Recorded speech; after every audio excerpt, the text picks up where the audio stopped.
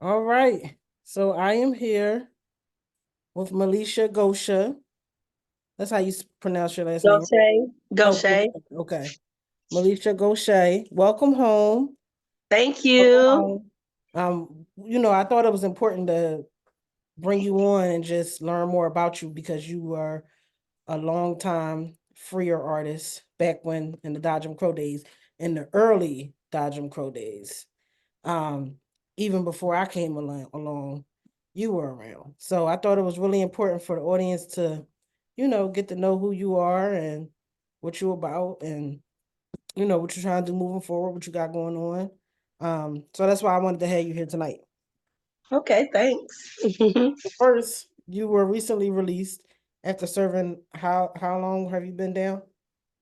It was 25 years and 6 months since 1998. I was 14 when I went in.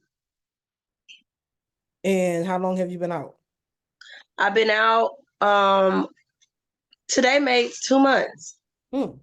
Okay. So how has that been? How has these past 60 days been in terms of transition and how does it feel? Okay, first of all, I'm gonna say I thank God for allowing me the second chance. I felt alienated at first because technology, I wasn't technology wasn't as how it is now. Um, I was out when the box phones were out. We didn't have no YouTube and all that stuff. So getting back connected with technology has been kind of rough for me, but I'm maintaining. I'm, looking on YouTube to kind of, stay equipped for different things that I need, like Lyft and different other things that I may need or ordering stuff, just getting kind of, in tune with today's world has been kind of a little rough. I'm not gonna lie Yeah. about that. Because even I mean, all the stuff was super accessible and everyone was definitely using it a lot. But I feel like the pandemic really changed things. So some things that was in person, some things that people would do in person and amongst each other, a lot of stuff just went digital. So it's also you're coming out post pandemic, which is a lot different. The world is a lot different than before COVID hit too, which you wouldn't know because you don't really have a scale to gauge it on. But like after COVID, because I worked a 9 to 5 for like I Mhm. just I just stopped working my 9 to 5 last year. But I worked in the office. I worked in a market research company. I went into work every single day and I worked a cubicle or when I was supervisor, I had office. It all went remote you know, Mhm. no more office for a lot of that type of stuff. And like a lot of these Zooms and, Teams, Microsoft Teams and all this shit. Like it wasn't really a thing before because most work was done in person. You know what I mean? Um, Yeah. but I think people figured out, oh, we could save money like just doing it online. And it has just changed a lot of how we communicate with each other, how we spend time with each other, like stuff like that has Yeah, been because when I came out, I was like, "Can I go to the job and fill out an application?"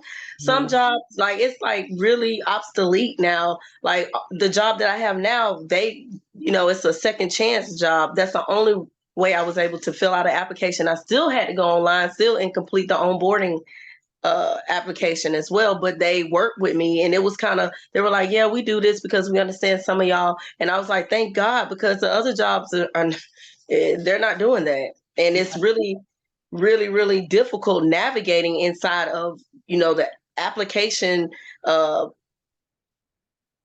system. It's really hard. I'm not Mhm. even going to tell a lie, no lie, but I'm thankful for the job I have right now, but I'm not settling, but I'm thankful, but it was a journey. Yeah, it's funny. I think that's a glaring hole. As much as people talk about mass incarceration and as much as people like benefit from profiting off of, society and mass incarceration, they don't focus on the reentry as much as they should. And even in the penal system itself, like the reentry programming that they have is just so I don't remember learning anything that I actually did or needed to in reentry. I remember learning about going to go get my ID or like stupid shit, like, Mhm. but not the Yeah. things that we really gonna need. You can figure out how to get your damn ID on your own. You know what I'm saying? Like, You're but right. we It's need to simple. learn. Yeah, it's certain things that we need to learn that they don't even try to equip us for. You know what I mean? Cause And it's just like I'm not gonna even gonna tell no lies. Just like I went through the work release, but the work release have you limited. They let you get a phone, but you're not allowed to get on any website. You're not allowed to build any credit. You're not allowed to do anything in that. The only thing you can do is use the phone or video with your family members. So the transitional center is good in a sense because you do save a little money, but as far as transitioning to be able to be a productive citizen, that is not, because I have been catching, I'm not even gonna lie, catching hell, like as far as with having no credit.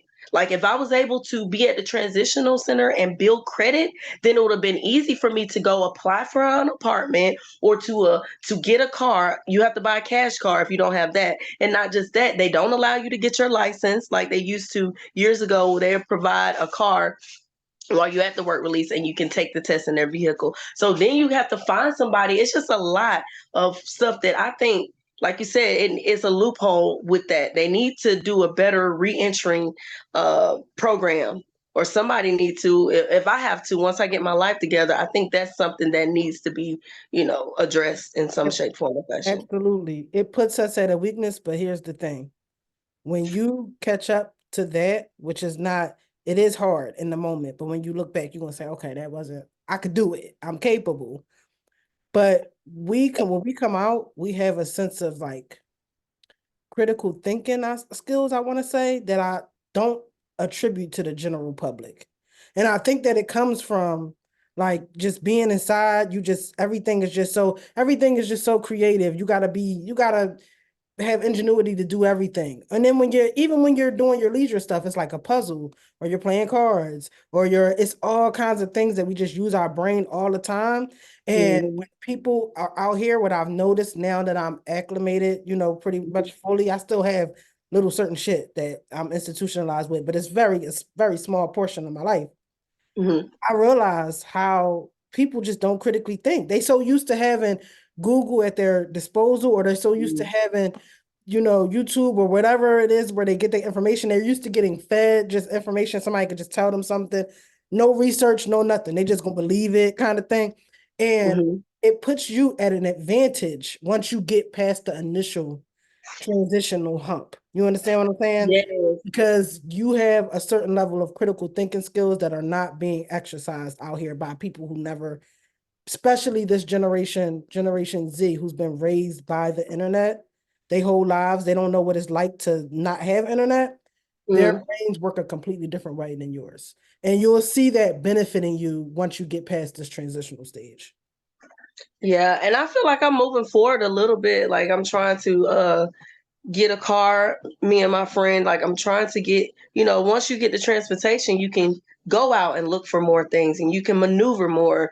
But like they are like hell bent on, well, she has no credit, so you need a like, so that's why I'm getting a Honor. owner.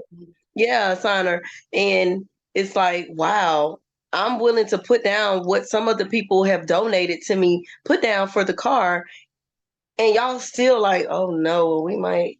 I'm like, wow, I thought money talks. That's not always true. Like I said, credit once That's, again. that's very true. Happened to me when I got out. I was trying to get a cell phone. Hmm. Then I had to put $600 down on the phone. Then, yes, to even get the phone, I had to put a deposit down because I had like no credit, no nothing.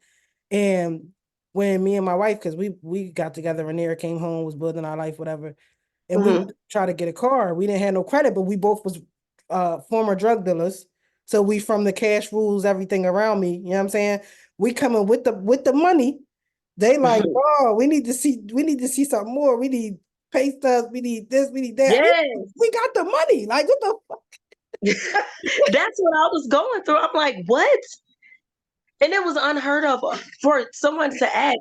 Like they wanted $4,000 put down on the car. 4,000, that's not even, they tell you basics basically to put 1,000 down on a car, and because the APR, like people have schooled me a little bit while I was inside, Mhm. but 4,000 and still the payments is 6,000, 600 and some dollars a month And you plus don't it's have no no, credit. Yeah? no. Then let me ask you this. Did you Mhm. what have you been doing for your credit? You got a Capital One card yet? No, see what I'm doing now is I'm working on this tomorrow is Mhm. doing the car thing because I feel like the car will boost it faster than them little cars.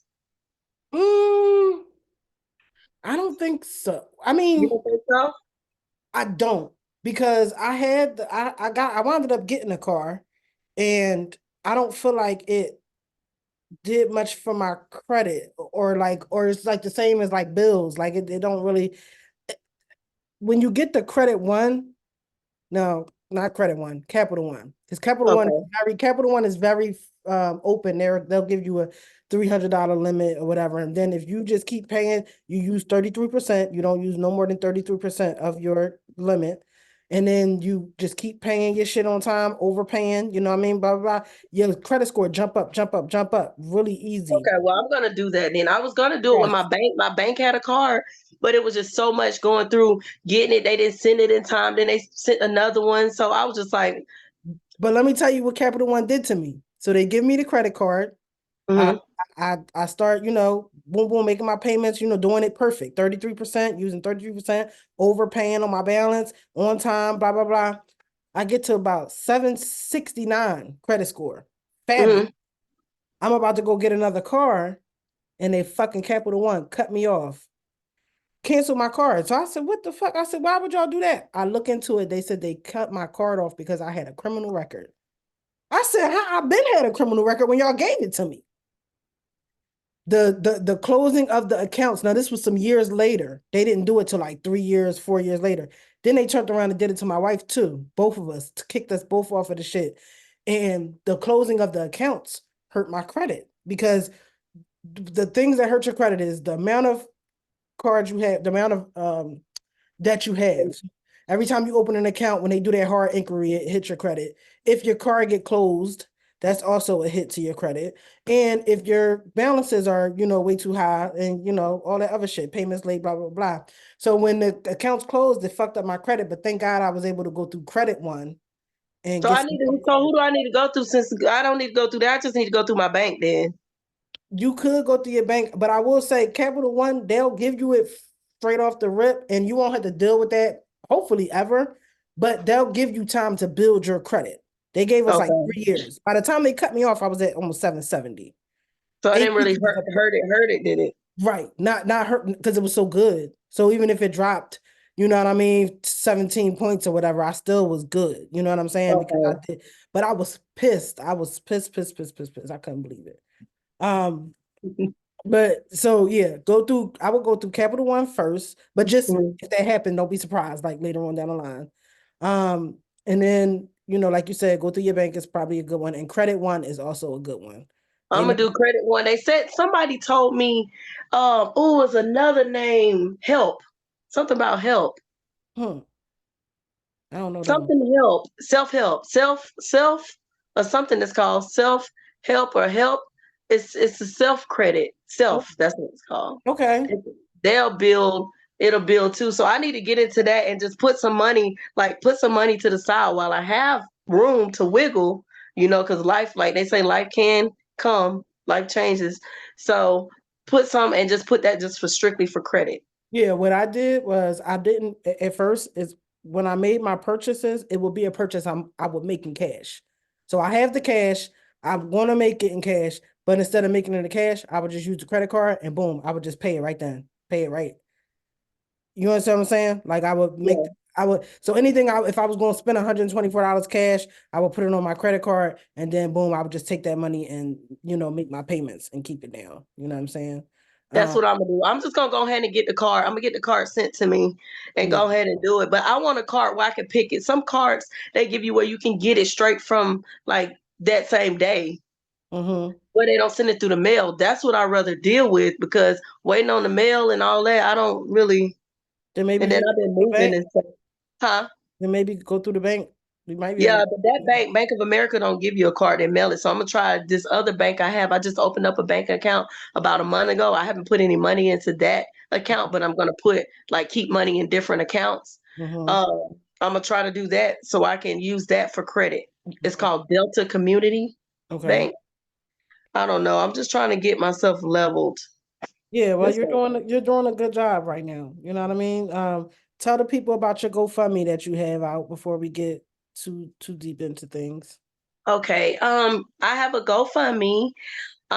It's Milishia Gosha. It's on GoFundMe. The link, I gotta get the link. It'll The be link, it'll be on the blog. It'll be there. okay. It's GoFundMe. The goal was $10,000. We raised 5,300 and something dollars, somewhere around there.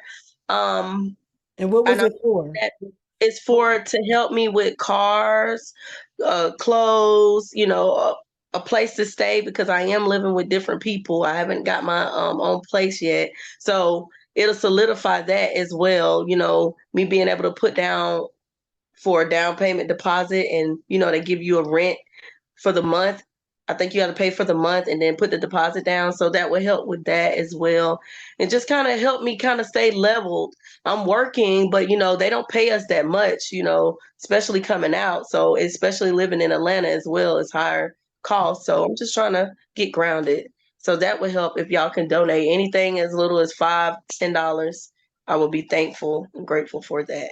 Absolutely. And it's not like you just out here just asking people. You doing the work, you working and everything else. Yeah. You just trying to, it's about community, and you've been in prison since you was 14 years old.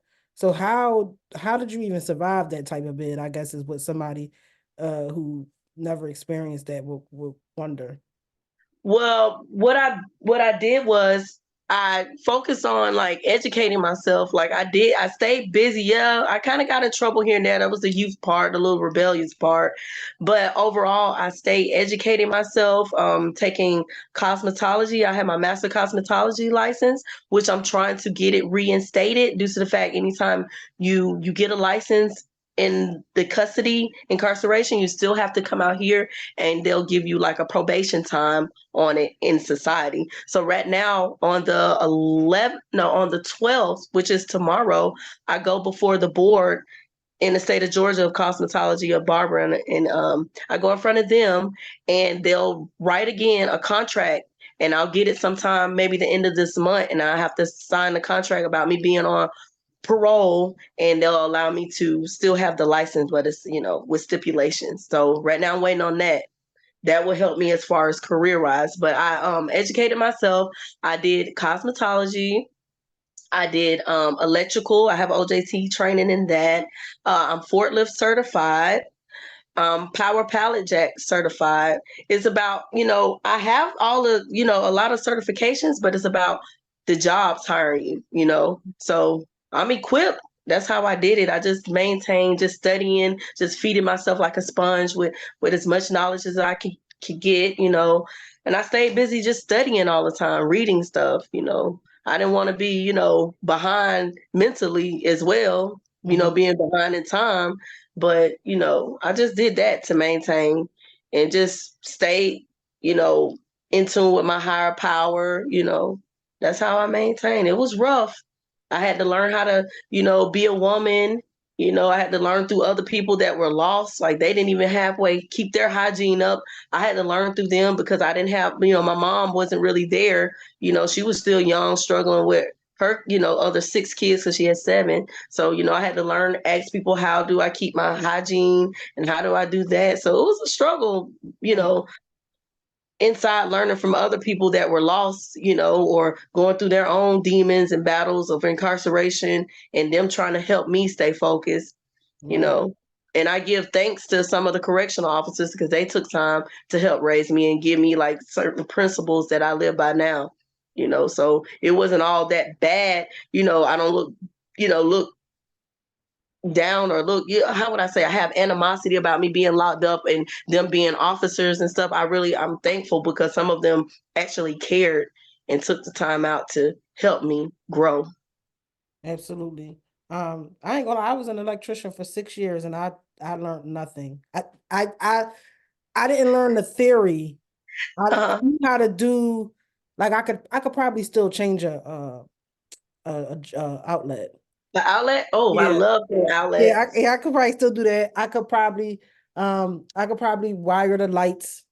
I Hmm. could probably take the lights down, whatever. But I didn't learn the theory behind it. You know how like there's like theory to electrical too. Like you can die if you don't know what you're doing, you Yeah, know? yeah, I was more definitely. yeah. I was so girl crazy in there, man. I did electrical for 6 years and I just didn't. But working with my hands was never my thing. So I didn't have an interest in it either. It was just that was just a job that I had, you know what I'm saying? I Um, loved it. I loved it. what else did you do? You did electrical. Where else did you work? Or you worked at Cosmo? Um, I worked in cosmetology. I did staff and inmates hair over the state of Georgia. Like a lot of staff would come and let me do their hair. Wardens, I did the warden's hair. Every single week, she just loved these little updos, 1990 updos. So hey, I was stuck in the 90s anyway. So I would do her little pinups and just do her little eyebrows because I'm an eyebrow like specialist. I ain't did mine today, but I love to like just do the little pinups on her, and then like other officers, like the male officers, they would let us do scrub their feet. I couldn't even believe that we could do their beards and just do their hair. So I would do that. I would line them up. Now I ain't gonna tell no lie, I wasn't no fire like blending and all that, but I could do a Right. basic low cut. I could do the lineup, and like my pedicures was off the chain. I love to scrub and get that skin off, and then they feet they'd be so happy. So if I need something, I'd be like, "Well, can I move into this other room with my friend? Can I do this?" And they'd be like, "Oh yeah, since you got my feet looking good, I guess I'll do this." And so it was a perk to that. So You was in yeah, there having it your way a little bit. That's what it sounded like anyway. yes, I had it my way. Yes.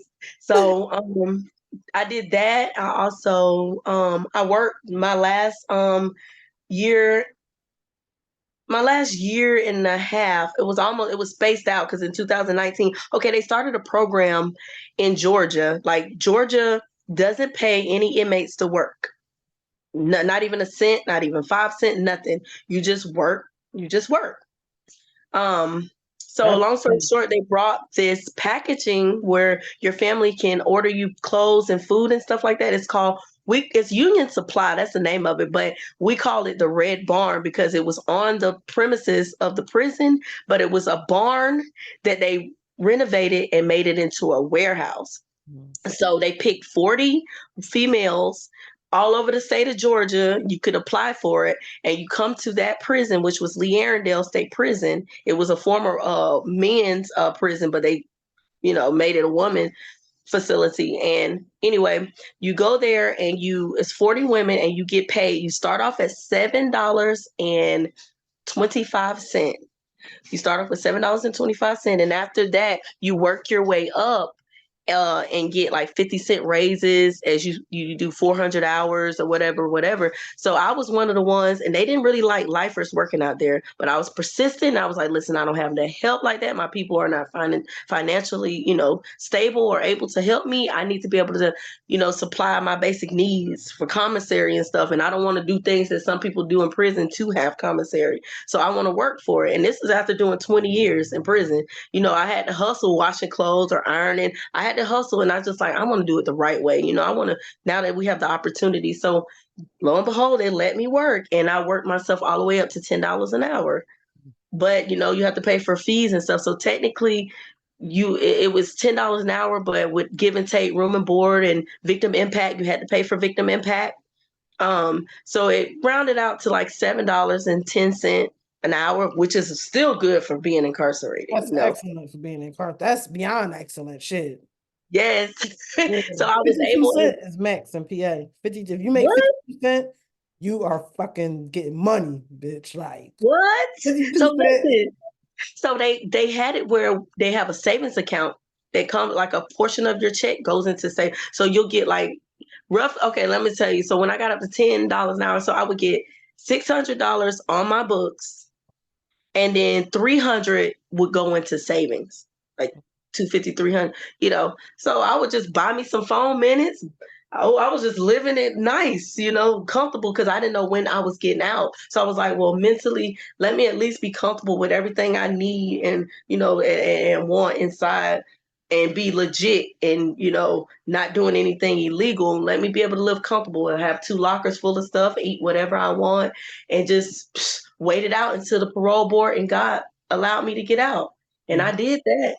Yeah, you did that. So what's your max? Was my max of my sentence? Yeah. Well, when you have a life sentence, because they Oh, so sentenced you me to had, life, so you were sentenced to life. You didn't I have, was sen- go ahead. life with parole. I was sentenced to life with parole at 14 in Spalding County, Griffin, Georgia. In the state of Georgia, you can be sentenced to life at the age of 13. Mm, So, my attorney was a public defender, which was also represented my father 14 years prior to me being incarcerated. mm, So, and I had the same judge as my father. So it was a lot going on. Like, that's why I wrote a book and I plan to get it published. But it was just like how injustice of the system. The system is just like they don't care to save money. They hired my same public defender that he had to do all surrounding counties, and they pay him $1 million a year to do. And then they rushed it through. If you read about me, if anybody Google my name, it'll come up requiem of a public defender, and how they didn't spend as much time on my case as they would a trafficking ticket, a traffic ticket. mm. Damn. So, long story short, it's just crazy how it worked. But at the end of the day, I take full responsibility of what happened. You have to do, if you do a crime, you have to do some time. Mm, I feel like I should have done that much. Honestly, I feel like I was rehabilitated about 15 years of that time. I mm. really truly do. To make it 25 was an overkill due to the fact I feel like I was rehabilitated. I was doing everything productive. I was even helping the youth. It was just costing taxpayers money, and somebody else that actually needed to be rehabilitated for the crime they've done recently could have had that bed space. Right. Yeah. And I mean, I don't expect for people to get out, the minute they are rehabilitated, even if you keep me 5 over, where I'm rehabilitated for 5 years, just so I can get this experience as a rehabilitated person. Like I can understand what it feels like to not need this shit and have to experience it. You know what I mean? But it's a whole different ball game when, I mean, in PA, life is life. There is no parole on life. Like, Are you serious? yeah, we have natural life. And it's so many women who've been in there since they was 18, and they've been in there for 50 some years and 60 years. And like, we're pushing their wheelchairs, we helping them wash up, like, and then they go to hospice, and it's just a mess. Were they but do PA sentence people to life at 13 and 14? They did. Yes. Now they just stopped in like 2018, 2017, something like that. They just stopped giving juveniles life. Like, So what are they doing with the ones that's been there for so long? Are they they're going back to court. A lot of them are going back to court, and then they're changing it to 25, 25 to 50, resentencing them to like third degree numbers, and but everybody is so many juvenile lifers. Like people are still trying to go back to court. Like, the process is so long. I think Wow. I think the PA has the highest amount of juvenile lifers in the country. If not the highest, then we're like number 2 or 3 now. But we were the highest at the time when they changed the Yeah, law. because Georgia doesn't have that many, but they sit you for a long time. So it's just like Yeah, it's no, like 200 and something. yeah, our life is life. That's it. No chances. And Wow. uh, the lady I got behind me, she that's my mentor. She did 37 on a life sentence. She just got out like 20 beginning of 2020. Wow, I got chills.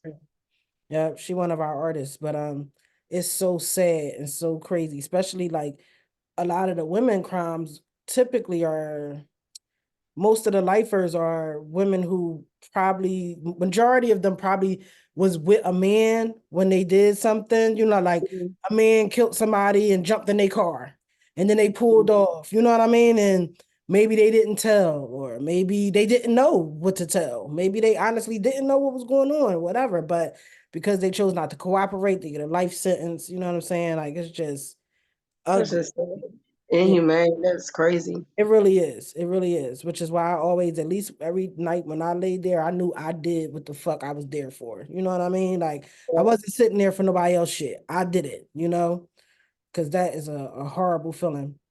One of my young friends, she was 18. I begged her Mm-hmm. to take the deal. We in court. We like going back and forth to court. I'm like, Mo, her family telling her, don't take it, don't take it. She real cute, she young, she got that innocent look. Yeah. I'm like, bro, I don't care what they telling you. You're gonna have to do that life sentence by yourself. Like you're gonna have to do it by yourself. Like I'm telling you. Just take the deal. Oh, they're gonna give me 20 years, and I'm gonna be 40 when I get out. I'm not gonna be able to have kids. Listen, you will never get out, one way or the other. You know what I mean? Yeah. They gave her life. 19 Wow. years old. By the time she went to court and all that stuff. And now, because she committed the crime when she was 18, she don't have that juvenile to get out, So now she fucking stuck there, just it's No hard. one even took that. Dang. Burn my soul. Yeah, man. Like just take it. Just take it. I know it seemed long and it is, but Better than not knowing, because of not knowing, and they take you through a process in the state of Georgia. The not knowing, I had to wait a year before I okay, so basically my month was July, but anytime you get denied, they'll push you back to the month that they denied you in. So my month went all the way back to, it went a month back, because it took, the last time I came up and I got that 1 year denial, it took them a month to say no. That was in 2020 one. Okay, so I came back up in 2020. Oh, hold on, that was 2022. So I came out. Oh Lord, I'm acting old for real. Yeah, that was 21. So I so I came back up in August of 2022. Guess what? How long it took them? So August, it took them to October to say, hey, warden, y'all need to get her information. Is she going to those homes? Because it looked like she don't have no help or whatever. So they was like expeditiously send this paperwork. So they called me to the office. I'm like, does this mean I'm going home? No, it don't mean that. They not asked people before to send paperwork. It doesn't mean. I said, well, why would they care where am I going? I mean, why would they care? It was like, they might need to just update it in your file. I'm like, okay. So I'm sitting there, I'm like, oh my God, it's 2 months done passed. I've been up for parole. They didn't say no this time like they said in 1 month. So then after that happened, I get a letter November the 20 something, and it says, you have been considered for clemency. You have 90 days to argue your case. I'm like, okay, I'm not gonna argue anything. The only thing I'm gonna say is I'm paying victim impact. So that's conflict of interest. I'm paying that. So nobody shouldn't say anything against me because I'm paying them. right. Hmm. So then I said, I'm doing everything I'm supposed to do. So I wrote them a letter stating that I'm paying victim impact. It's conflict of interest if they say something against me. So I guess they're looking at me like, oh, this lady is really, she knows what she's talking about. So I told them I sent victim impact over $2,000 since I've been working at the bar. And so, and the DA gets to say whatever. So lo and behold, my victim family, majority of them have died off. They were older, like, so they've died off. So nobody really, her daughter, she probably just forgave me in her heart, knowing that I was young and lost, you Mhm. know. So nobody said anything against me. So when my 90 days were up in February the 20 something, I can't even, I should know these dates, but it's just like, they said I made parole. I couldn't believe it. When I went into the office, because my sister was like, they told me that they made a decision, but they won't tell me why, due to the fact of security. They don't want nobody to try to hurt you. If you may, if you were to get out, they don't want nobody to know. So I went to the council office and I was like, can y'all see if I made my parole? Because they said a decision was made. The lady said, yes, you made your parole. So the first thing I thought was, should I cry? So I started crying and I was like, but I don't, that's not the emotion that's because that's what people expect me to have. I'm Mhm. not, that's not, so I stopped crying. So then a feeling of, ugh, came over me. Like, it's finally here. I should have been had this. This was a moment that I waited on for so long. But then a feeling of gratefulness came over. And that was it. But it was crazy how I started crying because I felt like that's what was expected of me, to cry in front of her, that I made it. But then I stopped crying because I was like, this is not, no, that's not an emotion that I that you feel right now. No, yeah. And when I thought about it later on that day, I was like, what was that about? I gotta do what I feel. And Mm. that was not but that was expected. Well, because the Like, parole board has a funny, like you're supposed to go in there, at least in PA, anything they say about you is true. You can't refute anything or you're not taking responsibility. If you cry, you're manipulating. If you don't cry, you're callous and no remorse. It's just so like you don't know how to react. I remember the it's a first time I went, lose-lose situation. yeah, I put glasses on. I didn't wear glasses at the time. I just thought that they was gonna make me look better. So I was Yeah. like, stumbling down the walk. Had somebody else's last time. Because you don't know, like, you don't know what to do. You know what I mean? Like, you don't know what to say. Everything that you say and do is wrong, but Yeah. that's just really they really just testing you to see how you're going to react to them pushing you like that. Like people would walk out bawling. They'd be like, "You're a horrible mom. You're this and that." Like they would be going in Oh, on y'all actually got to see people? yes. We didn't. Yeah, Oh, they just oh review no, your we go in file. and see people. No, We they go in review your file, and after 3 denials, then they come and see you. I got a video. It was a telesite, and the lady was like, "Say," she asked me so many questions about my childhood, so much stuff, and she's like, "Yeah, you were abandoned. Yeah, you were just dropped off here in the state." Like she was finally seeing the light. But let me Mhm. tell you what stopped me. I realized what stopped me from making my parole. Somebody in juvenile told the I guess told the officer, but my crime was high profile. So everybody, the officers was talking about it. Everybody was the only juvenile in there with a murder crime at the time. So everybody was talking about my crime. So the girl told, I guess, an officer, oh, she said she shot the lady, da da da da. And they believe they put it in my file. So Mm. every time I came up, the parole board looked at that. So finally, when I told them, listen, I wasn't allowed to talk to anybody. I was isolated. I was treated like an adult. I was in my own room. They were like, bingo. What? Mhm. That's what they were like, what? And I said, listen, I couldn't communicate with nobody. I was not allowed. I was treated as an adult. Check the protocol of how they house juveniles with that's charged as an adult in a juvenile facility. She was Right. like, they didn't know that.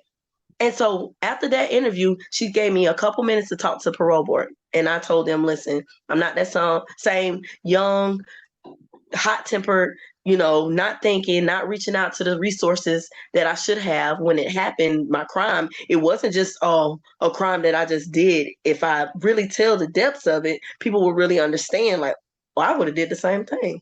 Mhm. They would have been like, well, I would have did the same thing, but not to that person. I would Mhm. have probably reacted that certain type of way. So long story short, I told the board that I'm not the same person. And if they give me parole or not, I'm still going to continue to be a mentor to the juveniles and keep educating myself. I didn't ask them for parole. I didn't do none of that. And so they gave me 1 year denial. And then after that, they let me out. And a lot of lifers get 1 year and keep getting 1 year, one. Everybody's like, oh, girl, you got a 1 year. They're going to keep giving you a one. I only got 1 year. Mm. God is good. Yes, God he is is good. all the time. All the time. We God is don't feel good. I it. know that's right. Yeah, it's crazy. Like, so I'll ask this one question. Uh, Mhm. being a person that spent time in penitentiary for murder, not even just in the penitentiary, but just walking through everyday life. How does that feel? Like, how do you make peace with those Well, I made actions? peace right as I want to say a year after I was incarcerated and I was in being escorted as a juvenile inside of the prison when they transferred me to a prison. I fell on my knees. I remember October 2000. That was a year and something after my crime. I fell on my knees because, like, you know how you get a whiff, a smell or something that's similar to something you remember. I remember the crime scene. So I prayed to God and I said, God, please forgive me. I know, man is it's not all about man forgiving. It's about you. Forgive me. And then, I ask that you forgive, have the family to have forgiveness in their heart for me, you know. And after I prayed and I cried, it was genuine. I cried from my soul. I God didn't have no lifted the more trouble. burden. Like my conscience was like, well, you know what? It was already written out. he saved my life. Her life was taken, but he saved my life for a reason. And I found my purpose. I found my purpose, and it wasn't too long ago. And Mm-hmm. it might sound sad to some people, but some people don't know their purpose to this day. And my purpose is to help juveniles, the lost ones. Every time I turn around, whether I was at the work release or inside of the prison, people knew my story and they flocked to me, the younger ones, and they listened to me. I tell them to do something, they do it. Mm-hmm. So I know my purpose. I know my effect on the youth. Mm-hmm. And a lot of lifers, because the lifer saved my life, like just changed my way of thinking when I went back into the penitentiary the second time. Because I had got out and went back. And Wow. when you come back and you gotta look at the lifers, that's the scariest Yeah. part. Yeah, we be like, you back? And we That's trying to the get scariest part. That's the scariest part is having to look at them lifers. And the lifers have saved so many lives just by pouring in love and time and teaching and like reminding you of your morals and values. A lot of them was my grandma age. A lot of them reminded me of my grandmother. You know what I mean? Like, yes. and it's like, yes, they whatever they did, it might have been horrible, but the amount of lives that they have saved over these course of these decades, it's like how much is enough? You know what I mean? Like what is redemption? If I took one life but I saved 100, Yeah, you're man, right. That's it's still not enough to some. They feel like some people still live by the box. Well, a two for a two, an eye for an eye. Some mm-hmm, people still have that mind frame until they go through it, or a family member go through it. You mm-hmm, know, they live that way. They mm-hmm, think that way until absolutely. they're in that same situation. And sometimes God will have it where they have to have that eye opener. Mm-hmm. Well, it's That's been a good. great. It's been great talking to you. I wish you all the best. We're gonna stay in contact. We're gonna keep connecting and building. I love what you're doing, what you want to do with the juveniles. I think that of course we definitely need more prevention than treatment once it's already rolling. You know what I'm saying? So God bless you on that journey. I told you the other day, one of our artists just lost her son. She buried him on the 8th. He just turned 18. You know what I'm saying? So like and shit, even my son, I have trouble sleeping every night. Ever since he turned 18, he just lost his fucking mind. So it's like the youth out here need, positive. Guidance and somebody to outlet. That's what I'm saying. My organization that I'm going to do once I get my license, that's going to open up the doors. I'm supposed to take it on the 14th of March. Once I get that done, then I already have a corporation that's trying to get in contact with me to help me with getting my organization, nonprofit organization started. I Mhm, have to do that. Started in the A, and then I'm mhm. going to see how that goes. But it's an awesome idea what I'm going to do as And far as working with the any juveniles. guidance that you need, any like nonprofit, like, guidance, hit me up. I've been doing nothing but learning this shit for the past since 2016 or 2017, somewhere around there. Okay, So I will, pass on any knowledge that I have, you know what I'm saying, on to you. okay, And, it's all about sharing resources, sharing community, you know what I mean? And we definitely gonna build. So thanks a lot okay. for talking. Everybody donate to Militia's GoFundMe if you can. Like she said, it don't gotta be a lot. Just, anything if you feel it from your heart. We just trying to keep pouring into each other, you know what I'm saying? So we don't I don't want to have to rob nobody. That's what I used to say back in the day. No, we're not doing none of that. It can't go back, won't go back. No, I do that, but I mean, I'm just basically saying it's kind of like Yeah, we're trying to support each other and lift yeah. one another up instead of the opposite. You know what I mean? And a lot of people they Watching don't one feel, fall, knowing you yeah. can help, that A will lot of bother me people, as well. yes, a lot of people when they don't feel supported and they don't feel loved and they don't feel like they contribute to society in any way or nobody cares about them, they take from society because that's just if you don't feel, added into it, if you feel like an outsider, then that's people's response a lot of the time. So, we just try Mhm. to do the opposite, you know what I'm saying? So, God bless you on your journey and, we'll definitely link up. Thank you so much. Yeah, no problem. You take care. You too.